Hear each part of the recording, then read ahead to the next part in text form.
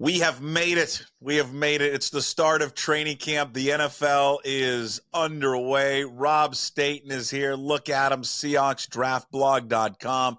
It's all brought to you by Superior Linen Service, family-owned and operated since 1926. Superior Linen Service provides the highest quality of products and services to the greater Puget Sound area. Get a free quote today at suplinen.com or give them a call at 253-383-2636. Rob Staton Show every Thursday. We drop them at 1 o'clock here at pucksports.com. We are on the Limback Lumber Studios, of course, the Puck Sports Studios built by Limback Lumber. And, of course, Rob, every Thursday on YouTube, Apple, Spotify. Please like, subscribe, leave comments below as we bring you Seahawks and NFL coverage. Now we finally got some football to talk about, Rob, because training camp is here. Day one is in the books for the Seattle Seahawks. How excited are you, sir? Yeah, I mean, obviously with training camp, it always feels a little bit of an event that is maybe given more attention than it deserves. Because I mean, I'm not there. I can't see anything. If I was there, I wouldn't necessarily be able to decipher exactly what's going on or take it or glean anything from it. But what I would say is that it's just good to know that the players are back on the field, and we're in the finish line now of the really boring bit of the summer. Things are moving into action. We're going to get some preseason games soon. And the great thing is it's all like the Seahawks have got on with things here, Puck. They've got a player signed to a new contract in Julian Love in the last 24 hours. So there's stuff happening, there's stuff going on, there's stuff to talk about, to write about. And I like that. I like the fact that football is back. You guys, you and your buddies there at SeahawksDraftBlog.com, they're on YouTube. You did a show to react to the Julian Love signing. What did you make of that and of Love signing the 3-year extension?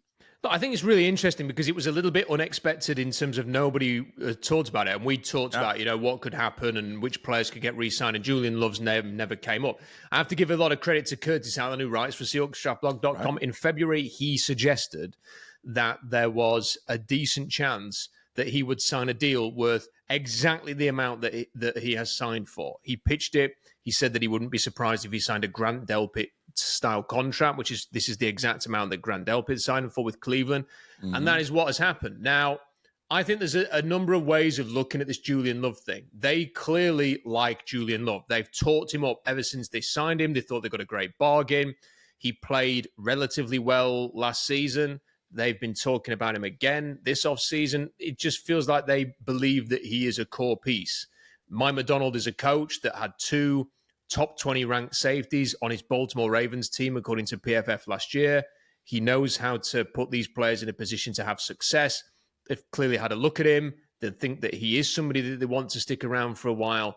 And although 3 years up to $36 million sounds like a lot of money, it is actually comparable to a lot of the safeties who you would suggest are his peers. It is a market value contract for Julian Love. So often, I think the best contracts are the ones that people kind of scratch their heads a little bit when they're signed. And then in a couple of years' time, you think, actually, they got ahead of the curve there. They got ahead of the market by signing him now. And I hope that's going to be the case with Julian Love. So I've not got a problem with this at all. He wasn't the splash, right? I mean, the splash was Adams. I don't want to say splash to a degree was Diggs, but I remember, going back to when they acquired Love, you're like, I don't understand it. They've got all these guys. Like, why do they need more, another safety? And then Robbie turns out to be the best one. Yeah. And not even close. Yeah, by a mile. And look, he had a lot of things going for him in terms of, his performance. I think after a bit of a slow start, I was reading yesterday that he was one of the best coverage safeties, according to PFF. People do question as to whether or not the PFF coverage grades are worth paying attention to. But look, that's just a statistic if you want to talk on a positive that did speak very highly of him. I think that you could just see with, he had a couple of interceptions. You felt somewhat like he was not a liability. I always feel like the role of a safety isn't so much. I don't think your expectation should be Earl Thomas or Cam Chancellor. They were clearly elite, fantastic players. I think what you want from your safeties is somebody who doesn't make mistakes all the time, someone who is not embarrassing you, someone who is not letting the team down. And Julian Love didn't do any of those things last year. So I think if he can hold that position, presumably free safety, or you can move him around a little bit, then it's good news for the Seahawks. And I'm interested to see if Mike Macdonald can take his play to the next level, because he's still a good age, he's in his mid-20s. Yeah. Still got a lot of football ahead of him. I loved what Macdonald said about him this week. He just said that, the game moves so slow for him. And I love to hear coaches or people talk about that with players, just how the game has slowed down for him. And so he's always in the right position, right area, sees the game at such a slow pace so he can read and react. And you go back to just the leadership. I just think, when you want to invest millions of dollars into a player, right, you got to trust the player. First and foremost, the player's got to be good, but you got to trust them. And I think that you look at this roster and you look, especially on the defensive side of the ball, I'm not sure there's a player on that defensive side of the ball you trust more than him. Yeah, I'd go along with that. And the only thing is, Puck, don't get the cigars out again at the end of the season if the Seahawks have finished 9-8. I did forget about he was part of Cigar Gate. He was the main instigator of the cigar situation by getting them out because they wanted to celebrate. I think he'd had a child given birth. Yeah. So it was a mistake. He screwed that up. That was bad. Yeah, but I just have the cigars somewhere else, not in the locker room if it's a 9-8 season and they don't make the playoffs. But apart from that, look, I think it's a good signing. And I just like the idea of the Seahawks getting ahead of some of these contracts. Right. I'm not so much thinking about Tyler Lockett's contract now, because if you look at his cap hit, it's incredibly large. But when they first signed Tyler Lockett to an extension, people were going, really? That's a lot of money. And then within 2 years, it was amazing value. Same with Cam Chancellor. They rewarded Chancellor with a contract earlier than people expected, and then he emphatically outplayed that contract because they could see that they had something in this player. I'm hoping that they've got that with Julian Love. He had a good start last year, and that was playing on a terrible defense. Like, he was playing okay, one or two others played okay, everybody else was a hot mess. So hopefully, if he's playing on a more competent, successful defense, we're going to see an even better version of Julian Love this year. So I'm very happy with this signing. No issues with it at all. And maybe it will lower his cap hit this year, so they can do something else, such as sign an offensive lineman like Connor Williams, who has the same agent as Julian Love. Right. Well, I'm going to get into Connor Williams, but I want to stay with. Let's transition to the offensive line. I want to play a piece of audio for you. This was Mike Macdonald on this week. This is on Wednesday. This was the first day of camp, talking about the status right now with Abe Lucas. It's tough with Abe. I mean, it's the thing with Abe that's tough is the guy works incredibly hard, and so it's a process right now. Timetable, it's like I can't tell you, but we're looking at it. We're trying to get there as fast as we can. I think it'd be fair to say that we were hoping to go a little faster up to this point, but we're in a process of bringing him back. I mean, we have a plan for him, but it's just I can't tell you right now on when exactly he'll be back. But as those things start to become clearer, we'll let you know for sure. So we're not trying to pull a fast one on you. Not out here, are you concerned that things could go and take a bad turn? Yeah, you're always thinking about that. But all right, so the last part is him just addressing the follow-up question, Rob, was, do you worry that he won't be ready for the season? I'm sure you've seen that before. You've read that comment. What did you take away? Positive? Not feeling good about the status of Abe Lucas? Where are you at? I don't think we're going to see Abe Lucas this year. I mean, when I listened to that, I heard the quote yesterday and just thought, this sounds sufficiently vague and not remotely positive. And given the state of the injury, I just thought this sounds a lot like they're going to wait till they'll probably start the season on the PUP list, maybe even IR. And then maybe at some point he can come back. But nothing about this feels like the Abe Lucas that was amazing as a rookie, who looked like he was going to lock down the right tackle position for a decade. I hate to say it, it's increasingly looking like the use of the word chronic to describe this injury from Pete Carroll a year ago was actually a fairly accurate description, that he is always going to have to struggle with this. Now, maybe he can just get himself to a position where he wants to give it a go and eventually the Seahawks will say, we're going to let the guy give it a go. We have seen players come back from injuries where you think that's it, they're done, and they come back and they somehow make a fist of it. Maybe he will benefit from another year off, and maybe next year he can come back and give it a go and try and compete. But then that's 2 years of football lost. So I'm not confident at all. I think it's a crying shame. I thought Abe Lucas, I gave him a first round grade. Could not believe that he lasted to the third round. Didn't understand why more people weren't talking about Abe Lucas. Was absolutely thrilled that, having banged on about him for months on SeahawksDraftBlog.com, that the Seahawks drafted him and he looked really good as a rookie.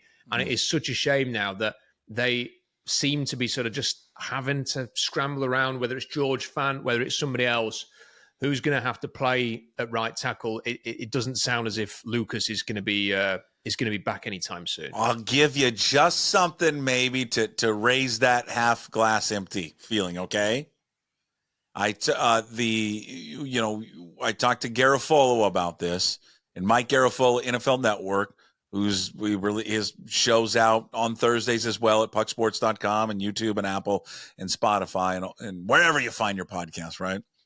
He said that, and had a conversation with the agent.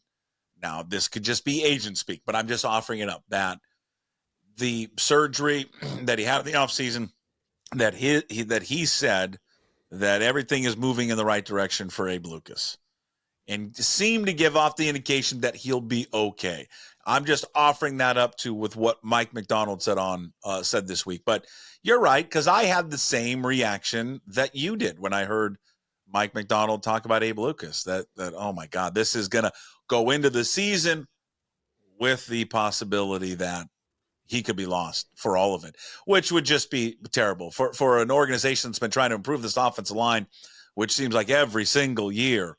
And you got a guy that you drafted who's in your backyard. I mean, not only played high school football in your state, went to the greatest university of all universities in our state and in the country and in the world, really, and then gets drafted by the hometown team and is a good player. And, a knee issue that could potentially knock him out this year, maybe affect his career, which would just be awful news for him and the team. Nothing would give me more pleasure this year than to see Abe Lucas playing right tackle again for the Seahawks. He's the kind of player that I love to watch, Puck. He's aggressive, physical, athletically brilliant. He just gives a level of intensity and attitude to this team. When you're sort of looking at what needs to be the foundation for a great offensive line, it often means somebody who has got an edge to him, someone who is nasty, who can play controlled football, but is going to hit somebody in the face. And, if you need a yard, you can run behind him to get you a yard. If you need someone to pass protect with third down, game on the line, who can do it. That is Abe Lucas. You'd hope it was Charles Cross, but it hasn't been Charles Cross. In that first year, it was Abe Lucas. He was the guy on that offensive line. He was a huge miss last year. Even at 80% healthy, Abe Lucas elevates this offensive line in such a huge way that I hope that he can get back, and I hope that this is just pessimism off the slightly negative comment about, well, we'd hope he'd be back soon. I really wish Mike McDonald hadn't said that, because at least then that would give you a little bit more hope. Just like, he's not back yet. But when he said we hope to be back sooner, it creates the thought in your head that this isn't trending in the right direction. But you never know. Like, in 2 weeks' time, let's hope that Mike McDonald's saying, actually, he's taken a huge step forward. He's going to be back.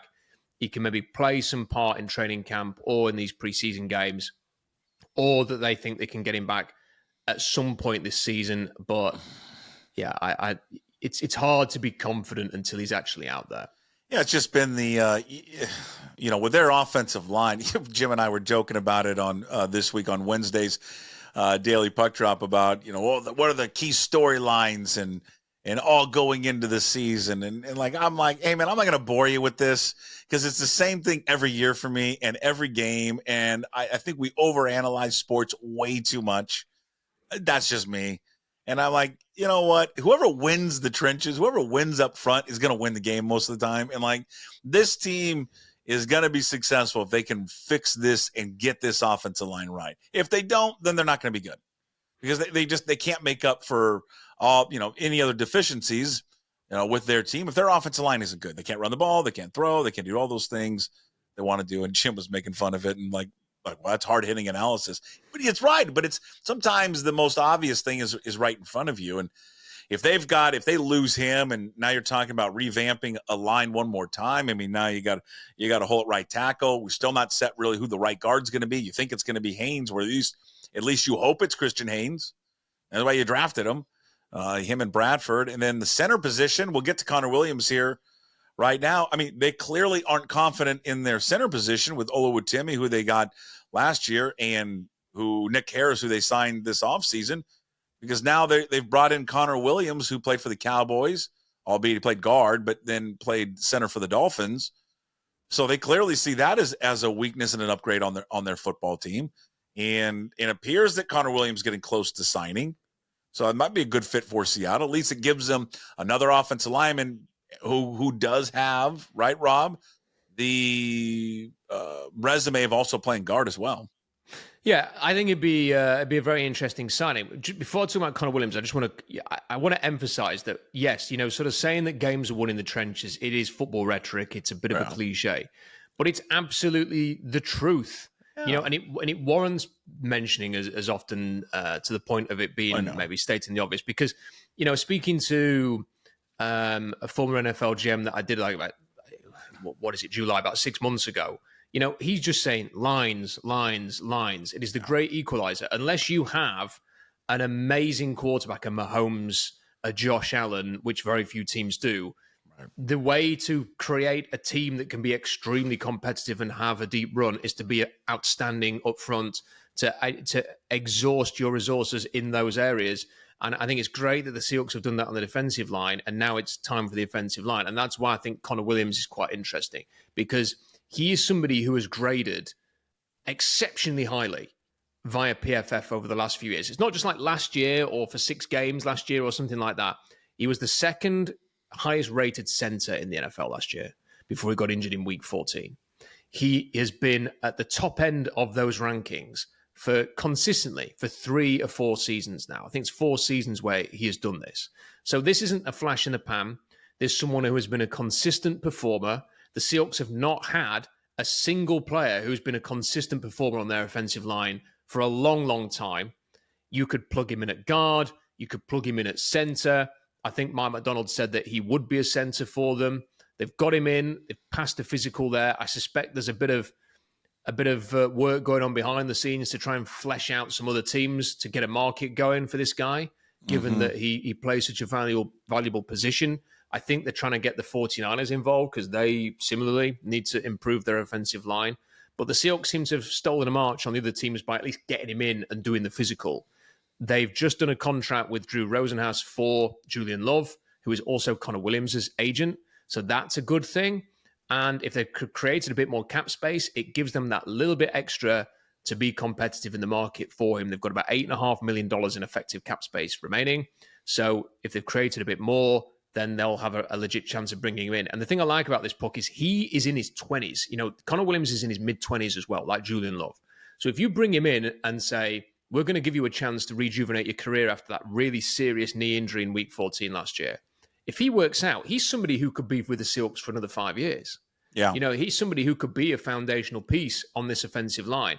And boy, do the Seahawks need some of that. So if you can get some quality and some talent at a great age on your offensive line and take a chance on this guy, that's exactly what the Seahawks need to do, because it's the one area on the team that you look at it right now and you go, question mark, question mark, question mark, question mark, question mark. At every position on that offensive line, including the top 10 left tackle. Every position is a question mark right now. So if you can bring somebody in who's talented, who's done it for a couple of different teams, I'm all in on that. So take a chance on this guy. It's just amazing it has taken them this long to find a replacement / successor to Max Unger. It's just like, I don't know if there's something the equivalent to like England, like on the soccer team, like they don't have a certain position that they've been trying to get forever to replace someone.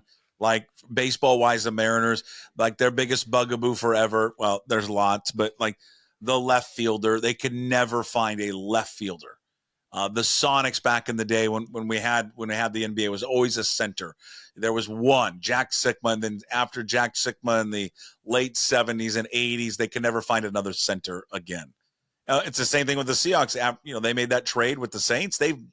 Since then, they have not been able to find someone to take over that role and be good and be consistent. And, it's the quarterback of the offensive line. And, I think a lot of their struggles have been because they've not had a legitimate center. So hopefully Connor Williams is that guy. Well, listen, we had to listen to Pete Carroll year after year after year, waxing lyrical about the style of football he wants to play. Yeah. And how important the running game was and how they were going to, get back to and every single year they didn't address the offensive line. Like getting rid of Max Unger, this big, snarling, hairy center, and replacing him with the most finesse tight end in the NFL. Well, how was that conducive with the identity that you wanted? And then year after year, they'd ignore the position. I mean, there've been some really good centers. Everyone points at Creed Humphrey. He's not the only one. There are about 4 or 5 centers that are starting the NFL and doing pretty well that the Seahawks have not. They've had a chance to draft. They haven't drafted them.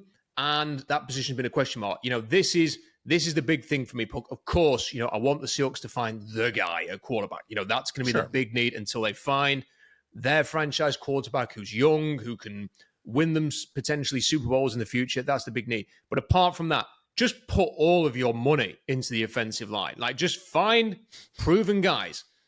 Get that big. Look at the Chiefs. They've gone out and they've added the guard from New England and paid him an absolute fortune. Mm-hmm. They've gone and signed the tackle. They traded for the tackle who's now in Cincinnati, and they've gone and been aggressive to get that offensive line right for Pat Mahomes.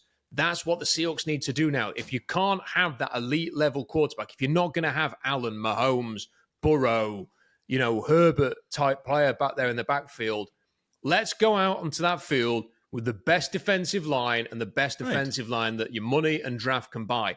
That's the kind of team that I want to watch. It's the kind of team that can be successful. It might not win a Super Bowl, but we'll get there a darn sight closer than if we have an offensive line that's like a sieve. I just think it's a mindset. I mean, I think there's so many different ways to win in football. I mean, the advances in the game of people, of the aerial attack and throwing it all over the place, and it's sexy and it's fun to watch. It's fun to watch these great quarterbacks just sling it 45 times and throw for 350 plus yards. And it is a quarterback driven league, but there is something demoralizing, physical, and just where you rip the heart out of a defense when you line up and you just shove it down someone's throat on a long 5-6+ minute drive where all you do is just run the ball at them. And I know for a lot there is an NFL fan out there, Rob, and a Seahawks fan that's watching and listening right now who just hates running the ball, right? We've made running the ball, some lost art in the NFL. I'm telling you, there's something sexy about lining up with 2 tight ends and just saying, we're going to run the off tackle and going to run up the guard's ass on 13 consecutive plays. Try and stop it. And that breaks the defense. That breaks the will of a football team. And that has been missing from this team since they last appeared in the Super Bowl. I mean, listen, there are definitely fans out there who feel that way. Give me violent football any day of the week. This is why I watch the game. I can watch cricket if I want to watch people being nice to each other and playing with a bit of style and stuff like that. I want to watch my team line up in the trenches and hit the other opponent in the face. I'm sorry, that sounds probably quite vulgar or like a bit sort of not sophisticated. No. That's what I watch football for. It's this great combination between tactical acumen and sort of game planning and violence and hitting people. And I want to see the Seahawks back to that. Running the football, there is, like you say, you can watch these teams. They do a very good job. 5 yards of the pass here, 6 yards on a crossing route, all of that stuff. I do not find that, as exciting as knowing that my team is going to try and run the ball over and over again, as Marshawn Lynch would say, and you can't do anything about it. It does take the soul of the opponent. It does make the other team think, I don't know what to do. I've got nothing for this. It physically drains the opponent. And you steal their lunch money. That's the kind of team that I want to see. The Seahawks have not been that team for a while because they haven't had anything. They've not had world-class offensive linemen, and they've not had Breno Giacomini types who just want to punch you in the face. And now I'm ready for a bit of that. If that's what it takes, I think with Ryan Grubb coming in, I think that's how his Washington line played. They were aggressive, physical, and they got after you.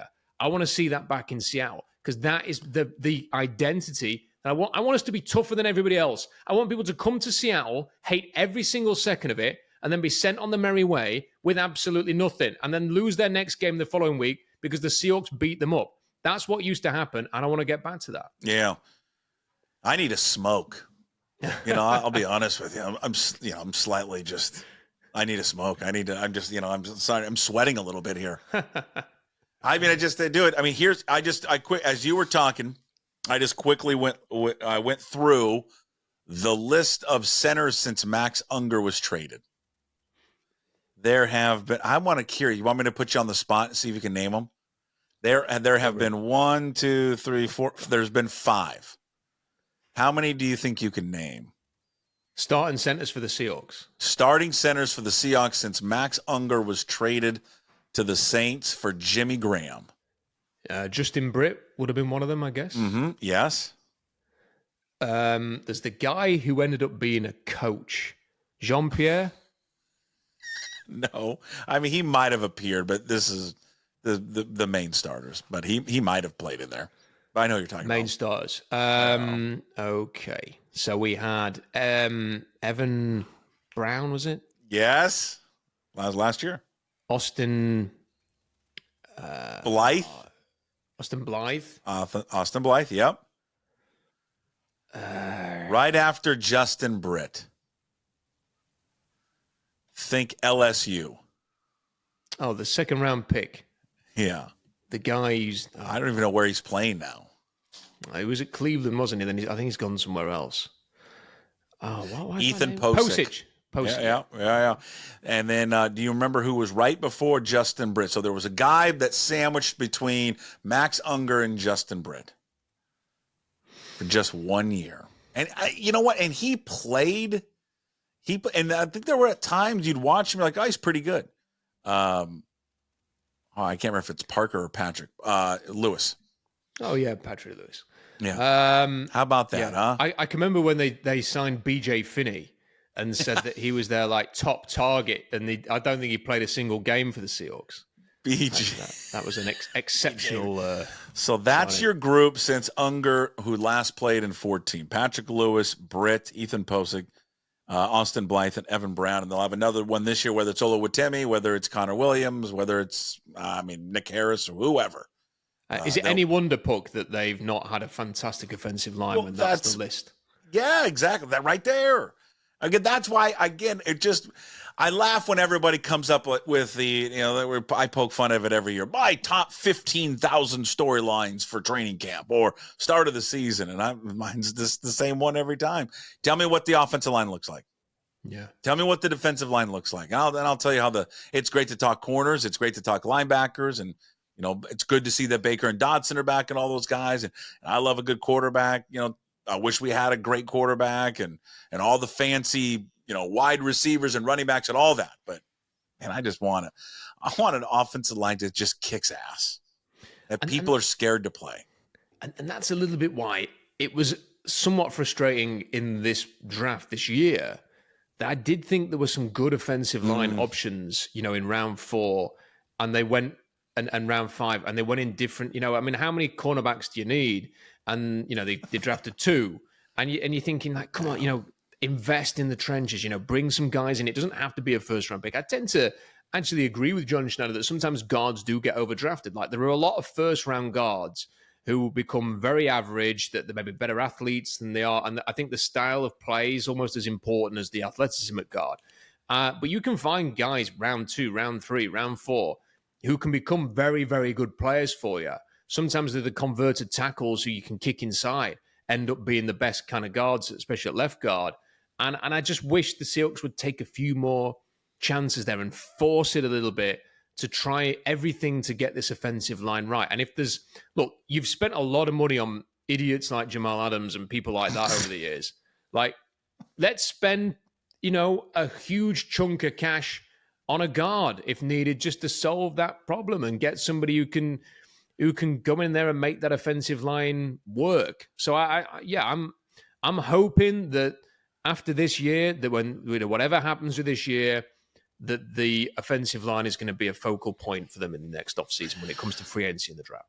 I mean, we're only into the first few days of camp, but I'll just, as you watch, as you read from afar, what transpires, on that day one, did anything stick out to you that we haven't discussed yet?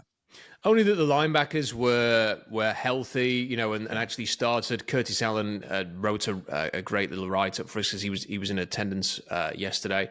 So he's done his review of what he saw, and he said that they both looked, they were doing everything. So, and they said they looked fast. He said that Tyrese Knight looked fast as well.